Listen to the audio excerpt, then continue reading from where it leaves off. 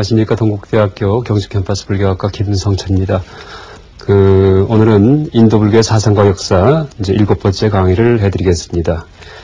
지난 시간까지는 불교가 발생할 당시에 인도의 지리적 배경 혹은 문화적 배경에 대해서 또 종교적 배경에 대해서 얘기했는데, 일단 간략하게 이제 불교 발생 당시에 종교적 배경을 얘기 드린다면은 두 가지 종교 풍토가 있었다는 얘기를 드렸죠. 이제 하나는 겐지스강 유역의 사문계통의 종교고, 이 사문이란 말은 이제 스스로 깨달음을 추구하는 이제 여러 종교인들의 모임을 전체를 사문 이렇게 불렀습니다. 사문이라고. 사문의 종교가 있었고, 이 사문의 종교는 이제 자력의 종교라 이렇게 얘기할 수가 있죠. 그러니까 자기 힘에 의해서 이제 종교의 궁극적 경지를 이제 체득한다 하는 이제 그런 목표하에서 수행하는 무리였고요. 또 하나는 인더스강 상류 지방에, 그러니까 판잡 지방을 중심으로 이 아리안족에 의해서 도입된 그런 바라문교라는 종교를 믿는 약간 바라문교 계통의 종교가 자리를 잡고 있었던 얘기를 했죠. 그리고 이제 바라문교라는 종교는 일단 개괄적으로 얘기한다면은 타력적인 종교다. 다시 말해서 자기 스스로 깨닫는 것이 아니고 절대자에 의지해서, 그러니까 창조주든지 그러니까 절대자를 상정하고 그것에 의지해서 이 종교 행위를 하는 이제 그런 종교였다 얘기를 했죠. 그래서 상반된 두 개의 종교가 사문계통의 자력, 자기 힘의 종교와 바라문계통의 타력, 절대자의 힘에 의지하는 종교, 이 양대 종교가 인도 땅에 있었는데, 이 양대 종교 중에서 사문계통의 종교에서 탄생한 것이 바로 불교였다라고 말씀드릴 수 있겠습니다. 그래서 이제 이런 상황에서 이제 불교가 발생하게 되는데, 일단 오늘 시간은 이 부처님의 일생에 대해서, 이제 부처님의 탄생과 함께 불교가 시작된다고 얘기할 수 있겠죠. 그래서 부처님의 일생에 대해서 이번 시간과 앞으로 몇 시간에 걸쳐서 이제 말씀드리겠습니다. 일단 부처님은 인도 북부 지방에, 여러분 이제 이 앞에 지도 보시면은요, 그러니까 지도 보시면 인도 북부 지방에 이 카필라 성이라는 이제 조그만 성이 있었는데, 작은 왕국이죠. 왕국이 있었는데, 이 왕국의 성주의 아들로 이제 태어났습니다. 그 성주의 이름은 정반왕 이렇게 얘기합니다. 정반왕. 그러니까 깨끗할 정자, 이제 음식 반자 써가지고 이 정반왕, 그러니까 수도 따나 이렇게 얘기를 하는데요. 어머니는 마야 부인이었다 이렇게 얘기를 하죠. 마야 부인이었다. 그래서 이제 두 분의 아들로 태어나시는데, 카필라 성에서 이제 북쪽으로 좀 떨어진 지역에 룸빈이라는 곳이 있습니다. 그래서 요새도 이 불교 신도들이 인도의 성지 수련을 할 경우에 룸빈을 반드시 방문을 하죠. 근데 룸빈은 지금은 네팔, 인도 북부 지방에 바로 네팔과의 국경이 인접한 지역에 룸빈이가 있기 때문에 룸빈을 가기 위해서는 지금 인도 여행객들이 다시 한번 네팔 입국 비자를 받아서 들어간다 이렇게 얘기를 하죠. 그래서 룸빈에서 태어나시는데, 이제 어머니이신 마야 부인께서 산기가 있어갖고, 이 친정인 콜리아성, 그러니까 콜리아는 이 카필라성의 더 북동쪽 지방입니다. 콜리아성으로 가는 도중에 이제 산기가 있어서, 무우수, 그러니까 아무 걱정도 없다라는 의미의 무우입니다. 그래서 인도말로, 산스크리트어로 아쇼카 나무다 이렇게 얘기를 하는데, 이제 무우수가 있는 곳에 다다라서 무우수 나무가지를 잡고서 이제 쉬려고 하다가, 그때 부처님께서 이 마야 부인의 옆구리에서 탄생하셨다 이렇게 얘기를 합니다. 그래서 지금도 룸빈이는 이 부처님의 탄생지로 이제 계속 이제 많은 불교 신자의 방문을 받는 그런 불교 성지가 되고 있죠. 그래서 이렇게 부처님이 탄생하신 다음에, 물론 신화적인 얘기라고 말을 하지만은 여러분이 잘 알고 있는 탄생계가 있죠. 천상천하 유아독전 3계 계고 아당 안지 이렇게 되어 있습니다.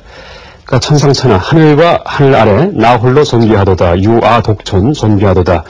3계 계고, 3계가 모두 고통이니 아당 안지, 내 마땅히 이를 편하게 하리라 라는 그런 선언을 하셨다는데, 이 동쪽과 남쪽, 서쪽, 북쪽으로 7걸음 걸으면서 이제 이런 선언을 하셨다 얘기를 합니다. 이게 탄생계고, 아마 4월 초파일 날 여러분들 부처님 관부르식 아마 참가하신 분들 많이 계실 겁니다. 그래서 어린 동자 부처님, 한 손은 하늘 위를 가르치시고 한 손은 땅을 가르치시고 계시는 그런 동자 부처님께 그 향수가 들어간 향기로운 그 물로 이 목욕을 시켜드리는 이제 그런 의식을 한 적이 있으시죠. 그때 부처님의 그 이제 하늘 위를 가리키고 하늘 이제 땅을 가리키는 그 두 모습이 천상과 천하를 가리키는 모습입니다.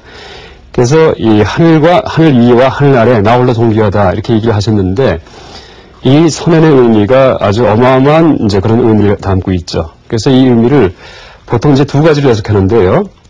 그 전통적 해석은, 그러니까 천상은 그 인간계 위에 불교에서는 천상, 하늘나라가 있다 이렇게 얘기를 하죠. 그러니까 사람이 사는 그 이제 이 인간 세상 말고도 생명이 사는 곳은 그 총 6군데가 있다는 얘기를 하죠. 그러니까 제일 위에 천상, 하늘나라가 있고요. 그 밑에가 이제 우리가 사는 인간계고요. 그 밑에 그 이제 아수라의 세계가 있는데, 물론 아수라의 세계도 하늘 위에 있는 겁니다. 근데 인간보다 더 이제 질이 낮기 때문에 인간보다 밑으로 놓기도 하고 하는 그런 아수라의 세계가 있죠.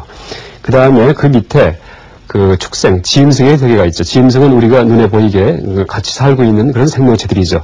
그 다음에 그 밑에 아귀, 그러니까 곰지림에 이제 고달파하는 그런 아귀의 세계인데, 아귀는 우리 눈에는 보이지 않는 이제 그런 존재들이죠. 그 다음에 그 밑에 제일 이제 힘든 그런 그 윤회의 세계가 이제 지옥이다 이렇게 얘기를 하죠. 그래서 이렇게 6도 혹은 이제 아수라의 세계를 빼면은 5도의 세계를 우리가 유리한다 얘기를 하는데, 그러니까 생명체가 있는 모든 현장은 다 이 6도 속에 포함이 됩니다. 그래서 아무리 착하게 살아도 하늘나라에 나고, 그 다음에 그 만약에 잘못 죄를 짓는다든지 악업을 지을 경우에는 그 인간 중에 힘든 조건을 받고 태어난다든지 아니면 그 더 밑에 축생, 지음승이나 뭐 악이 지옥에 간다는 얘기를 하죠. 근데 이제 여기서 천상, 천하, 유아독존 할 경우에 천상은 인간계 위에 하늘나라를 얘기합니다. 그러니까 하늘나라에 이제 온갖 천신이 많이 살고 계시는데 이분들 모두 다 모아놓고 또 천하, 인간계 밑에 모든 생명체를 다 모아놓는다고 하더라도 오직 부처님만이 가장 위대한 분이시다. 이런 의미로 이제 보는 것이 전통적 해석입니다. 그런데 이것을 또 다르게 해석을 해서 천상천하, 그러니까 부처님이 위대하다는 얘기는 불성을 가진 존재가 위대하다는 얘기이기 때문에 누구든지 각 개인이 가장 위대한 존재다라는 이제 그런 의미로 해석하기도 합니다. 근데 어쨌든 전통적 해석에서는 그 육도 윤회의 세계에서 모든 생명체 중에 가장 위대한 분이 부처님이다 이런 뜻입니다. 그래서 부처님의 별명 중에 별호 중에 천인사라는 별호가 있습니다. 그러니까 부처님의 별호, 그러니까 따로 부르는 그 호칭은 여러 가지가 있죠. 세존 혹은 뭐 열애, 그 다음에 응공 같은 이제 그런 여러 호가 있는데 그 중에 천인사, 그러니까 천상의 천신들과 그 다음에 인간의 스승이시다 이렇게 얘기를 하죠.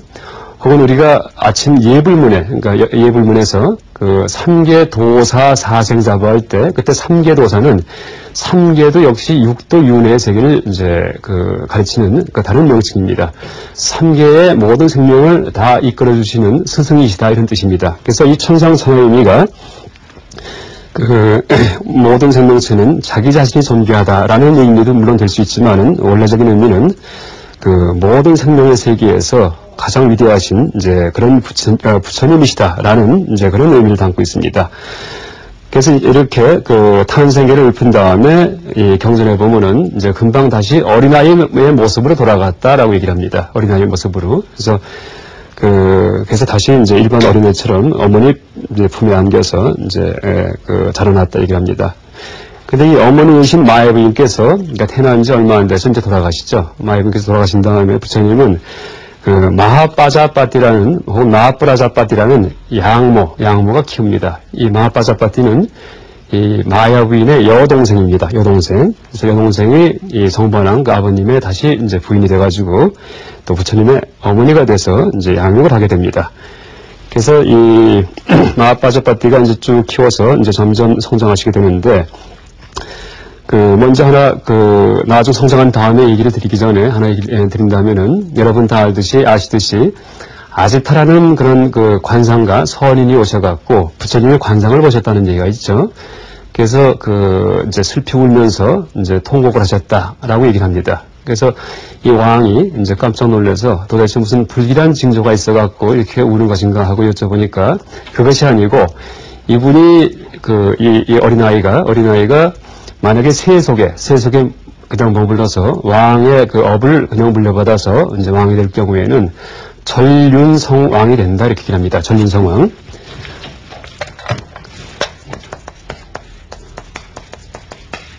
이 전륜성왕은 그 인도에서 그 가장 위대한 성스러운 왕이다라고 얘기하는 이제 그런 왕이 이 전륜성왕인데, 그 사천하를 다 지배해서 다스리는 왕이 전륜성왕입니다. 그 사천하는 여러분 그 절에 가면은 그 이제 사천왕상이 있죠. 동서남북에. 그러니까 사천을 다스리는 가장 위대한 그 천신 중에 지구에 가까이 살고 계시는 분들이 이 사천왕 천신들인데, 이분들이 관장하는 세계가 지구의 동서남북방입니다. 이쪽 지역을 다 지배해서 통치하는 아주 위대한 왕이 이제 그 전륜성왕이다 이렇게 얘기합니다. 그리고 만약에 이 세속에 머무지 않고 출가해서 계속 수행을 한다면은 이제 부처님이 되실 것이다라고 얘기를 합니다. 그런데 이분이 부처님이 될 시기가 앞으로 한참 장성한 다음에 나중이기 때문에 이 관상을 본 그 아지타라는 이 관상가는 지금 벌써 늙었기 때문에 자기가 죽은 다음에 이분이 부처님이 될 것이기 때문에 그 자기는 이 부처님의 그 말씀을 이제 듣지 못하고 죽는 것이 서러워서 이렇게 운다라고 얘기를 하죠. 그래서 그 이렇게 그 세속에 머물면은 전륜성왕이 되시고, 이 출가하여 수행을 하신다면은 그러면은 이제 그 부처님이 되신다는 얘기를 하는데, 우리가 이제 하나 여기서 궁금한 게 전륜성왕과 이 부처님과 또 하나 아라한이라는 그 호칭이 있죠. 그 아라한일 경우도 부처님 제자 중에 깨달은 분들을 아라한이다 이렇게 얘기를 하는데, 부처님께 대해서도 깨달았다는 말을 붙이기도 하죠. 또 부처님에 대해서는 세속에 머물면 전륜성왕이 될 수 있는 분이다 이렇게 얘기를 하기도 하고요. 그래서 이 세 분의 차이가, 그러니까 전륜성왕과 아라한과 부처님의 차이가 도대체 무엇인지 참 궁금할 수가 있습니다. 그런데 이제 이에 대해서 물론 초기경전은 아니고 대승 그 논서지만 그 대지도론이라고 용수보살께서 지으신 논서에서는 어떻게 비교하냐 하면은 그 이제 이 사람에게는, 사람이 추구하는 것에는 두 가지가 있는데, 하나가 지혜이고 깨달음의 지혜가 되겠죠. 또 하나가 복입니다. 복, 세속적인 복락이죠. 복락. 그런데 부처님의 경우에는 여러분 익히 알고 계시듯이 이제 복, 해, 양족존 이렇게 얘기를 하죠. 복과 지혜를 모두 갖춘 분이다 이렇게 얘기하죠. 물론 그때 양족존이 원래 그 빨리어 업무는 이제 두 발 달린 생명체 중에 아주 존귀한 분이다 이런 의미이긴 하지만은 한자 의미에서 부족하다, 갖추다 이런 뜻이 있기 때문에 이제 복과 지혜를 다 갖춘 분이다 이렇게 우리가 이제 해석을 하기도 하죠. 다 올바른 해석입니다. 그래서 부처님은 복과 지혜를 다 갖춘 분인데, 그럼 전륜성왕과 어떻게 비교가 되냐 하면은 전륜성왕은 복이 무량합니다. 그러니까 부처님과 같이 복은 똑같이 갖췄는데 지혜는 부처님만 못한 분들이 바로 전륜성왕입니다. 그래서 부처님처럼 수행을 해서 깨닫고 나면은 그때는 성불을 하는데, 만약에 수행을 하지 않고 세속에 머물면은 물론 나단 지혜가 뛰어나겠지만은 다 세속적인 지혜이기 때문에 그 이제 위대한 황제는 될 수 있어도 그 부처같이 이제 먼 사람한테 지혜를 알려주는 부처님처럼 그런 그 역할은 하지 못한다 얘기를 합니다. 그래서 복이 있는 분이 전륜성왕이고, 그 이제 지혜는 이제 희박하죠. 복과 지혜를 다 갖춘 분이 부처님이죠. 그 다음에 이제 아라한과 부처님을 비교하면은, 아라한 하면은 500나한 아는 예에서 보듯이 실제 이 남방불교에서 우리가 깨달음을 추구하는 그런 목표는 아라한이 되는 겁니다. 아라한, 깨달은 성자가 되는 건데, 이 아라한은 부처님과 이제 다른지 같은지 이것도 상당히 문제가 됩니다. 그래서 이 실제 부처님이 깨닫고 나서 그 이제 설법을 시작해서 여러 명의 스님들을 아라한이 되게끔 인도하신 다음에 그 처음에 이제 5명의 비구 스님을 이제 그 아라한이 되게끔 그 인도하시죠. 교진녀 등의 5분을. 그 다음에 5분이 아라한이 되고 나서 이제 세상에는 6명이 아라한이 생겼다 이렇게 얘기하십니다.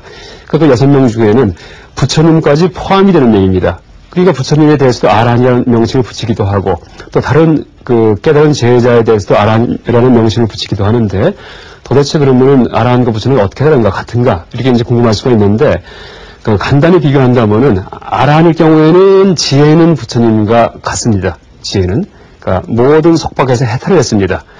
그러니까 우리 편하게 좀 얘기한다면은 그러니까 이체가 다 공하다 하는 이체에 대해서 모든 걸 깨달은 분들이 아라한이다라고 얘기할 수 있습니다. 그렇지만 그 복은 부처님만 못합니다. 부처님만. 그래서 전륜성왕은 복은 있지만 지혜가 없고 아라한은 지혜는 있지만 복이 없고 부처님은 지혜와 복을 다 갖춘 분이다. 이렇게 얘기를 할 수 있습니다. 그런데 그렇다면 우리가 그럼 부처가 되기 위해서는 어떻게 해야 되느냐? 부처는 절대 당장 희원세인이 될 수가 없습니다. 그러니까 무량한 이제 부처님이 되겠다고 발심을 한 다음에 3아승기 겁 동안에 공덕을 쌓는 수행을 해야지만 30 이상 32가지 부처님의 독특한 그 훌륭한 모습과 80정호를 갖춘 그런 복을 갖추신 이 부처님이 될 수 있다 이렇게 얘기를 합니다. 그래서 이 아라한과 부처님과 그 다음에 이 전륜성왕은 이제 이렇게 차이가 있다 얘기 드릴 수가 있습니다. 어쨌든 이렇게 그러니까 태어날 때부터 아주 축복 속에 태어나신 분이었는데 어릴 때부터 그냥 남들처럼 인생 욕락에 혹은 빠져서 사는 이제 그런 분이 아니었고 상당히 사색적이었다 이렇게 얘기를 하죠. 그래서 이제 어떤 일화가 있냐면은 12살 때 이제 농경제가 있었는데 농경제. 그러니까 예를 들면 우리나라 추석 때 우리가 차례 지내죠. 그렇듯이 어느 나라든지 이 농경제가 있죠. 농경제가 있었는데 혹은 이제 봄에 하는 농경제이기 때문에 뭐 이제 단오 이런 행사가 이제 비교될 수 있을 것 같습니다. 농경제가 있었는데 이제 왕이신 아버님과 같이 농경제 구경하기 위해서 밖에 나갔다가 이 곡괭이에 이제 땅이 이렇게 파이면서 작은 벌레가 이제 꿈틀하고 기어 나왔는데 그것을 이제 작은 새가 와서 쪼아먹는 이제 모습을 보고 아주 비감에 이제 잠기신다는 얘기가 있죠. 또 그 작은 새를 또 큰 새가 와서 채가는 모습을 보고 더욱더 슬픔에 잠겼다는 얘기가 있죠. 그래서 이때 12살 때 이 나무 이름이 연부수라는 나무 아래에서 그 모습을 가만히 관찰하십니다. 그러면서 큰 슬픔에 젖어서 다시 집으로 돌아오십니다. 물론 사소한 사건 같지만은 이 사건이 부처님의 아주 위대한 점을 나타내는 이제 그런 아주 상징적인 사건입니다. 무슨 얘기냐 하면은 우리가 12살 어린애라고 할 경우에 일반적으로 12살 어린애는 벌레가 새에 쪼아먹일 경우에 오히려 재밌어서 더 벌레를 갖다 줄 거예요. 아마 벌레가 죽는 모습을 보고 뭐 징그럽다는 생각을 할지언정 그 아픔에 동감을 해가지고 큰 슬픔을 느끼는 그런 어린애는 아마 아무도 없을 겁니다. 그래서 실제 부처님은 태어날 때부터 종교적인 천재였다 이렇게 얘기할 수 있습니다. 그러니까 태어날 때부터 모든 생명이 나와 한 몸이라는 그런 자각이 있었기 때문에 다른 생명이 해침을 받는 모습을 보고 자기가 이제 슬픈 거죠. 내가 아파서 슬픈 게 아니고 내가 손해봐서 슬픈 게 아니고 다른 생명체가 슬픔을 겪는 것을 보고는 큰 비감에 잡히는 거죠. 그래서 이제 이런 비감에 잡히는 이제 이런 마음 자세를 우리한테 키워주는 그런 수행이 나중에 다시 얘기를 드리겠지만은 자비관이라는 수행입니다. 자비관. 그래서 이 남방불교든지 티베트 불교에서는 이 깨닫는 수행에 들어가기 전에 반드시 자비관을 하고 들어갑니다. 그래서 모든 생명에 대해서 이 자기 몸처럼 대하는 혹은 자기 친족처럼 대하는 이제 그런 자세를 다 갖춘 다음에 그래야지 비로소 깨달음에 들어갈 수 있는 그런 자격이 있다 이렇게 얘기를 합니다. 그래서 이제 일단 이 12살 때 연부수하의 정관이라 이렇게 얘기를 합니다. 연부수라는 나무 그늘 밑에서 고요히 보면서 이제 느꼈던 감상이다 이렇게 얘기를 하는데 또 이 사건이 또 중요한 이유가 또 하나가 있는데 바로 이 연부수하의 정관 이 방식을 나중에 부처님께서 보리수 밑에 가셔갖고 그대로 다시 되풀이하십니다. 그러니까 부처님께서 수행하신 방법이 뭐냐 할 때 12살 때 했던 그 정관, 고요히 바라보는 수행입니다. 그러니까 무슨 얘기냐 하면은 그냥 세상을 있는 그대로 보는 겁니다. 그래서 보리수 밑에 가시기 전까지는 고행도 해보시고 어떤 각종 산매도 들어보셨는데 다 버리고 그러니까 스스로 이제 12살 때의 기억을 이제 되살리면서 고요한 마음으로 세상을 관찰하는 이제 그런 수행에 들어가시죠. 이 두 가지 면에서 그러니까 자비심을 나타내는 그런 일화다. 12살 때 일화가 또 하나가 이 부처님 수행의 방법에 이제 가장 원초적인 토대가 된 그런 모습이었다라는 점에서 중요하다 얘기할 수 있습니다. 그리고 이제 장성하면서 이제 항상 사색적이었는데 부처님께서 이제 여러분 다 알겠지만은 실제 서왕 속에서는 이 부왕께서 부처님을 나가지 못하게 이제 생활하게 하셨는데 커서 처음 성 밖을 나가시기 시작하시죠. 성 밖에 이제 놀러 나가시는데 동쪽, 남쪽, 서쪽, 북쪽 문을 이제 차례대로 순례하시면서 동쪽에 나갔다가 얼굴이 쪼글쪼글하고 등이 굽은 그런 어떤 사람을 처음 봅니다. 그러니까 그전까지는 이 왕이 부처님이 출가해서 이제 왕위를 계승하지 않으실까봐 걱정이 돼서 불행한 모습은 전혀 보지 않게끔 그렇게 이 성원에서만 키우셨다 이렇게 얘기를 하죠. 그래서 처음 동쪽문을 나가서 노인이라는 그런 것을 처음 보는 겁니다. 처음. 그러고 나서는 저게 무엇이냐고 물어보니까 노인이라 얘기하고 왜 저렇게 됐느냐. 사람은 누구나 나이가 들으면 다 저렇게 얼굴이 쭈글쭈글해지고 늙게 됩니다. 얘기를 하니까 그때 큰 슬픔을 느끼면서 이제 다시 들어오십니다. 그러니까 당신 자신도 나중에 언젠가 저렇게 될 것이구나 하는 이제 그런 느낌을 받으시고요. 네, 남쪽에 가서 병자의 모습을 보시죠. 병자의 모습을 보시고도 마찬가지 누구든지 병이 든다는 사실을 자각하시고 또 다시 돌아오시죠. 그 다음에 서쪽에 가서 이제 죽은 시체의 모습을 보시죠. 그러면서 아주 깜짝 놀라시죠. 그러니까 이제 죽은 모습이죠. 그러니까 그 전까지는 죽음이 있다는 걸 아마 모르셨나 봐요. 근데 누구든지 이제 나이가 다해서 늙으면은 그 다음에 병들어 죽는 법이구나 하는 사실을 아시고서는 도저히 세속에 빠져서 그냥 살 수 없는 이제 그런 이제 마음을 갖게 되시는 겁니다. 그런 상황에서 북쪽문을 이제 나가셨다가 어떤 수행자가 탁발을 하고 계시는데 이제 머리는 삭발을 하시고 이제 남루한 그런 옷을 분소히 여러 가지 이제 쓰고 버린 헝겊 같은 걸 갖고 만든 그런 옷을 이제 가지고 이분 이제 수행자를 봤는데 모습은 남루하지만은 얼굴빛과 눈빛은 그렇게 맑을 수가 없어요. 편안해 보이고. 그래서 저분은 어떤 분이냐고 물어보니까 저분은 바로 도를 구하는 수행자다라는 이제 깨달음을 추구하는 수행자다라는 이제 사문이다 하는 말을 듣고서 그때 아주 기쁨에 이제 아주 마음이 가득 찼다라고 얘기를 합니다. 그래서 이제 앞으로 나는 언젠가 반드시 출가해서 저런 사문처럼 생활하겠다. 깨달음을 추구하는 삶과 죽음의 모든 이 보조리를 다 해결하고 마는 이제 그런 길을 가겠다는 다짐을 하시죠.